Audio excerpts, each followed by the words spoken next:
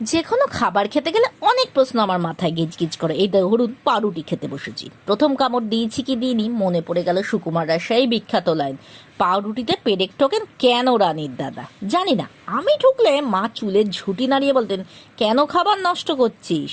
মনে আছে আরেকটা বিখ্যাত লাইন পাউরুটিকে নিয়ে, সবার চাইতে ভালো পাউরুটি আর ঝোলাগুড়। ঝোলাগুড় দিয়ে পাউরুটি কার কার প্রিয় সেটা জানি না, তবে খাদির নলেন গুড়ের পেস্ট মাখিয়ে পাউরুটি খেতে ভালোই লেগেছিল।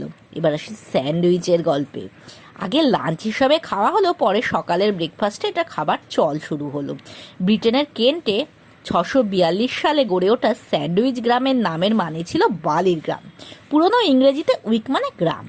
রাজা দ্বিতীয় চার্লস তার নৌসেনাপতি স্যার এডওয়ার্ড মন্টেগুকে গ্রামের আর্ল বানিয়ে দেন। এই আর্ল হলো একটা সম্মানিত পদ। জন মন্টেগু ছিলেন তার ছেলের ঘরের নাতি। তিনি ছিলেন অলস ও অকর্মণ্য।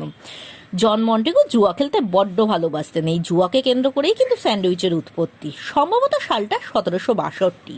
তাস খেলা চলছিল, জন মন্টেগু একের পর এক দান জিতে যাচ্ছিল। খেলার নেশায় যখন তিনি বুধ অন্দরমহল থেকে দুপুরের খাবারের ডাক চলে আসলো, তিনি জানিয়ে দিলেন এ খেলা ছেড়ে তিনি কোথাও যাবেন না। ভাগ্যিস সেই মুহূর্তে তিনি একটা নতুন রেসিপির সন্ধান দিয়েছিলেন। বলেন, 2 পিস পাউরুটির মাঝে কিছুটা মাংস ভরে নিয়ে আসুন, এতে হাঁট এঁটো হবে না, খাওয়াও যাবে। সকলেরই খিদে পেয়ে গেছিল। এই নতুন রেসিপির সন্ধান পেয়ে তারাও স্যান্ডউইচ খেতে উৎসাহিত বোধ করলো। খাবারটি যেমন জনপ্রিয়তা লাভ করলো, তেমন ইংরেজদের জীবনযাত্রার অন্যতম অংশ হয়ে উঠল।